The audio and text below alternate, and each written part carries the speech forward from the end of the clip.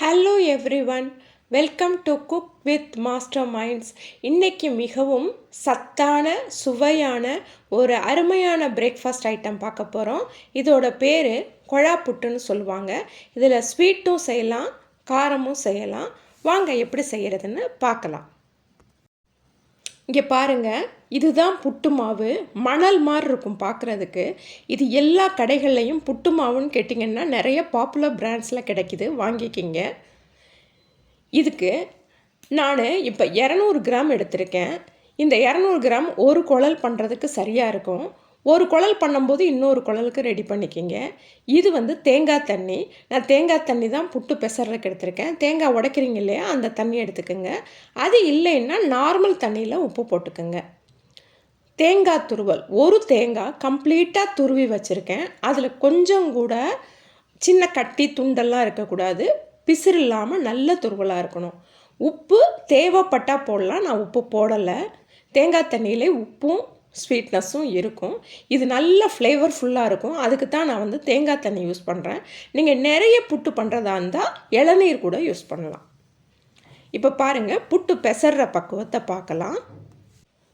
கொஞ்சம் கொஞ்சமாக தண்ணி தெளித்து பெசருங்க. இது என்னென்னா, கட்டிகள் கொஞ்சம் கூட இருக்கக்கூடாது. மாவில் நல்ல ஈரப்பதம் இருக்கணும். அதுக்கு தான் கட்டிகளை உடச்சி விட்டு தண்ணியை தெளித்து பெசருங்க. அரை உப்பு போட்டால் போதும்.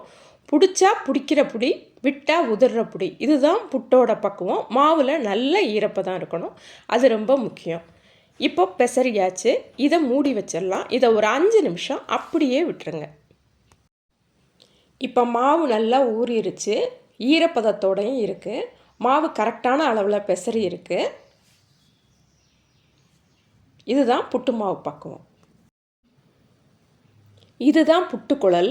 இதில் 4 பார்ட்ஸ் இருக்குது. கீழே ஒரு பானை, மேலே சிலிண்டர் ஷேப்பில் இருக்கும். கூடவே ஒரு அச்சு கொடுத்துருப்பாங்க, ஒரு மூடி இருக்கும். இந்த அச்சை எடுத்து இந்த சிலிண்டர் ஷேப்பில் இருக்கிறதுல உள்ளே போடணும். தேங்குழா அச்சு மாதிரி பாருங்கள் போட்டிருக்கு. இப்போ இந்த கீழே இருக்க புட்டுக்குடம் இருக்கு இல்லையா, இதில் இந்த வறந்த அளவுக்கு தண்ணி ஊற்றுங்க. ஃபுல்லாக தண்ணி ஊற்ற வேண்டாம். இந்த வறந்த அளவுக்கு தண்ணி ஊற்றி நல்லா சுட வைங்க முதல்ல. இப்போ தண்ணி சுட்டுக்கிட்டு இருக்கு. நம்ம குழலில் புட்டு நிறச்சிடலாம். இப்போ பாருங்கள், குழலில் புட்டு நிறக்க போகிறோம். முதல்ல அச்சு கரெக்டான பொசிஷனில் இருக்கான்னு பாருங்கள்.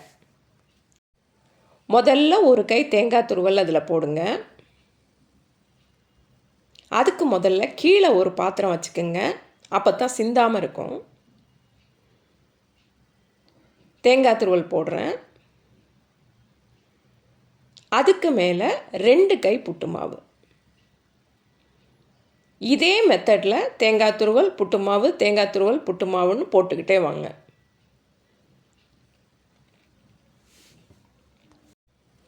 இந்த குழல் பார்த்திங்கன்னா நிறைய மாவு, நிறைய தேங்காய் பிடிக்கும். அதனால தான் நான் ஒரு குழல் முடிகிறப்ப இன்னொரு குழலுக்கு பெசரிக்குவேன். 200 கிராம் மாவு எடுத்தது முதல் குழலுக்கு மட்டும்தான். ஒரு கை மாவு தான் மிச்சம் இருக்கும். அடுத்த குழல் நம்ம பெசரிக்கலாம். இப்படியே போட்டே வாங்க. ஒரு கை தேங்காய் துருவல், 2 கை புட்டு மாவு. இந்த மாதிரி ஃபில் பண்ணிகிட்டே லாஸ்ட்டில் திருப்பி தேங்காய் துருவல் போட்டு ஃபினிஷ் பண்ணுங்கள்.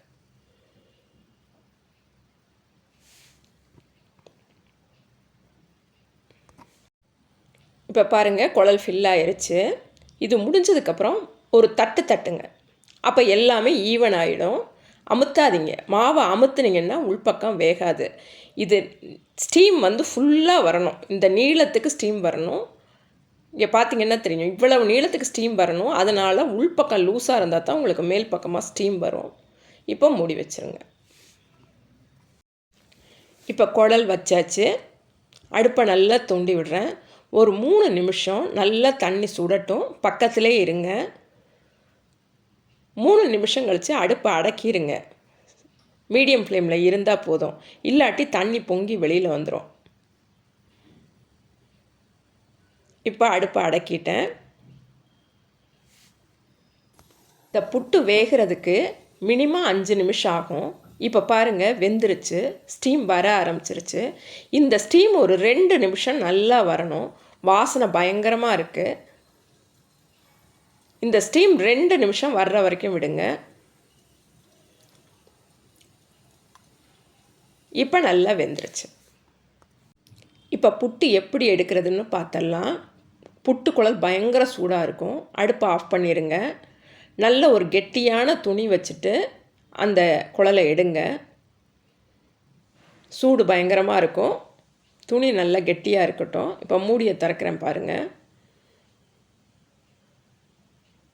கையை குழல் மேலே வைக்காதீங்க, பயங்கர சூடாக இருக்கும். துணி யூஸ் பண்ணுங்கள்.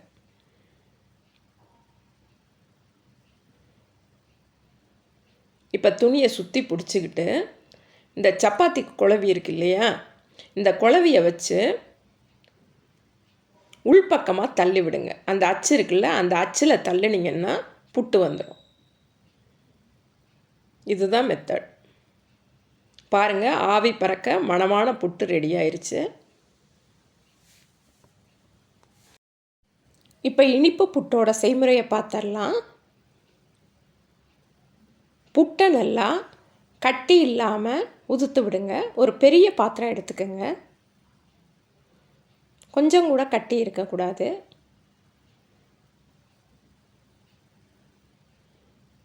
இது கூட 1 ஸ்பூன் நெய் சேர்த்துருங்க.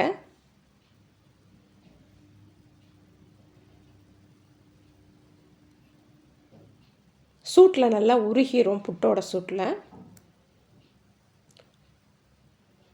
கூடவே நிறைய தேங்காய் துருவல், உங்களுக்கு எவ்வளோ வேணுமோ அவ்வளோ சேர்த்துக்கோங்க. தேங்காய் துருவல் ரொம்ப நல்லது. நான் ஒரு 50 கிராம் சீனி சேர்த்துருக்கேன். நீங்கள் நாட்டு சர்க்கரையை சேர்க்கலாம், உடம்புக்கு ரொம்ப நல்லது. ஏலக்காய் பொடி சேர்த்துருக்கேன்.